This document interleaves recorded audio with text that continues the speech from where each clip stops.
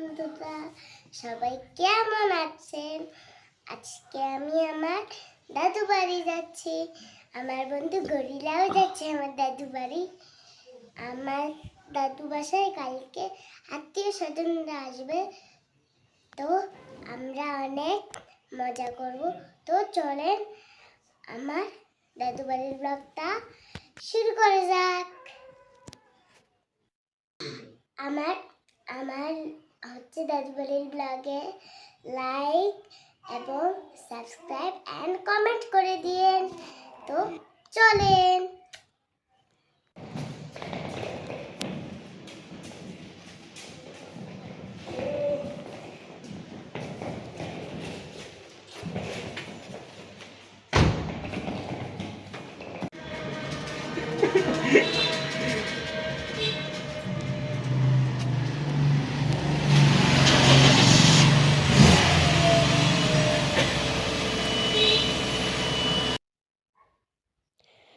আসসালামু আলাইকুম। আজকে আমি আর অন্য কিছু বলতে চাচ্ছি না। ভিডিওটা শুরু যেহেতু আলিশবা করেছে, চলেন সবাই আমার শ্বশুর বাড়ি মানে আলিশবার দাদু বাড়িতে। আমরা মাগরিবের পরে বের হয়েছিলাম, আর এটা আলিশবার দাদু বাড়িতে যেতে একটু কাঁচা রাস্তা আছে, তো সেই কাঁচা রাস্তাটাই আলিশবা এই কাঁচা রাস্তাটা খুব পছন্দ করে। যখনই আমরা এখানে আসি আর ও বলতে থাকে, মা আমরা কি নৌকায় উঠে গেছি মা। মানে এটা একটু উঁচু নিচু রাস্তা, তো এই রাস্তাটা আসলে বর্ষাকালে এমন অবস্থা হয়ে যায় যে খুব কষ্ট হয়ে যায় এই অঞ্চলের মানুষের বা এই গ্রামের মানুষের। তারপরেও গ্রামের রাস্তা ভালো লাগে। আমরা চলে এসেছি আলিশবার দাদু বাড়ির কাছাকাছি। সামনেই পুকুর পড়বে একটা, পুকুরটা পার হইলেই বাড়িগুলো দেখা যাচ্ছে। এগুলোই আসলে আমাদের মানে চাচা শ্বশুরদের বাড়ি। আর ওই যে পাশে একটা গোলাপি রঙের বাড়ি দেখা যাচ্ছে একদম এক কর্নারে, ওইটা আলিশবার দাদু বাড়ি। আলিশবার দাদি মনে হয় বারান্দায় দাঁড়িয়ে আছে, আমরা আসবো এই জন্য অপেক্ষা করছে আমাদের জন্য। এই বাড়িটাতে আসলে আমার খুব ভালো লাগে, এত খোলামেলা পরিবেশ।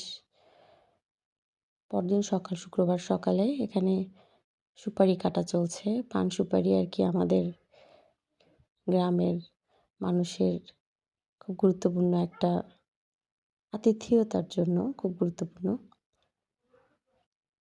এখানে রান্নার সব কিছু তৈরি।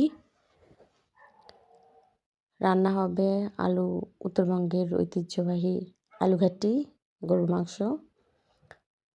সব মশলাগুলো এখানে গুছিয়ে রাখা হয়েছে, আমি একটু দেখানোর চেষ্টা করছি।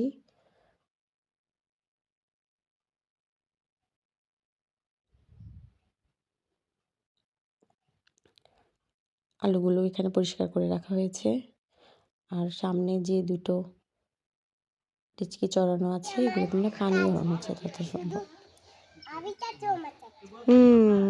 বাহ, সুন্দর একটা টিম। যাও, লাভ দাও।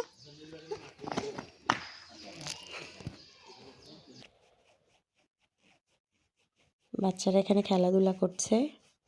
আসলে এটা দেখতে আমার খুব ভালো লাগে যখন আলিশ ভাই সেখানে দৌড়াদৌড়ি করে। আসলে ওরা তো 3 কামরার এক রুমে থাকা ছোট্ট একটু বাসা, বাচ্চারা চাইলেও অনেক দৌড়াদৌড়ি করতে পারে না। বাট এখানে যখন আসে ওর কাজিনরা সবাই, ও খুব এনজয় করে, ও যেতেই চায় না এখান থেকে।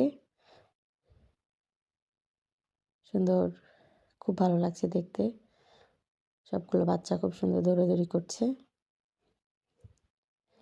এখানে আমি মূলত বাচ্চাদের ভিডিওগুলোই বেশি করেছি, ওদের খেলাধুলার দৃশ্য।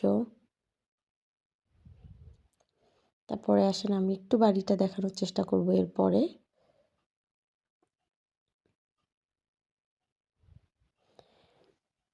সামনে এটা আমার শ্বশুরবাড়ির সামনের এক অংশ, ফাঁকা একেবারেই জমি, ওখানে ধানি জমি, পাশে কবরস্থান। ওখানে ছোট্ট একটা টিনের ঘর, ওটা আসলে আমার শাশুড়ি রান্নার কাজে ব্যবহার করেন। যখন আমরা মাটির চুলাতে রান্না করি বাইরে, ওই ঘরটা আর এগুলো সব আমাদের এদিকের ভাষায় খুলি বলে, মানে বাহিরের অংশ আর কি। তো আমাদের খুলি অনেক বড়, এ মাথা থেকে ও মাথা ঘুরে আসতেই অনেকটা সময় লাগে। সামনে কবরস্থান আগে বলেছি, এখানে আমার শাশুড়ির ছোট্ট একটা মাচা লাউ ধরে আছে। নদী দেখা যাচ্ছে, ওই যে নদী, এটা বাড়ির পিছন সাইডে অনেকগুলো গাছ আছে এখানে, তার সাথে লাগানো একটা পুকুর। ওরে আল্লাহ, এই দুটো আবার কখন আসছে? এখানে পুকুর, মাছ আছে এই পুকুরে অনেক। ওই যে কলা গাছগুলো দেখতে পাচ্ছেন, ওটা আসলে নদী। পুকুর আর নদীর মানে মাঝখানে শুধু একটা বর্ডার, পার একটা, পাশেই নদী। আর যেটা জুম করে দেখাচ্ছি ওইটা হচ্ছে পানের বরজ। ওখানে পান গাছ আছে, পান গাছের সাথে ওখানে দুটো শেয়ালও আছে। আমরা ওইদিকে বেশি যাই না, শেয়ালগুলো মাঝে মাঝে আসে সন্ধ্যাবেলা, মাগরিবের পর দেখবেন বের হয়েছে। দিনের বেলাও বের হয়, ভোরবেলা দেখা যায়। নদীর পাড়টা দেখাচ্ছি, কলা গাছ, এটা কিন্তু নদীর পাড়। একদম আমাদের গ্রামের শেষ বাড়িটাই আমাদের বাড়ি আর কি, আমার শ্বশুরের পাশে। ওখানে আর একটা পুকুর আছে, ওটা আমাদের পুকুর। এটা পুকুরের গরুর মাংস রান্না হচ্ছে এখানে। আমি ওখান থেকে চলে এসেছি, গরুর মাংস রান্না চলছে, নাড়াচাড়া চলছে। এখানে আলু ঘাটি হচ্ছে। ওরে বাবা, যতগুলা মশলা দিল! পাশের ওই বড় হাঁড়িটাতে ভাত রান্না হচ্ছে।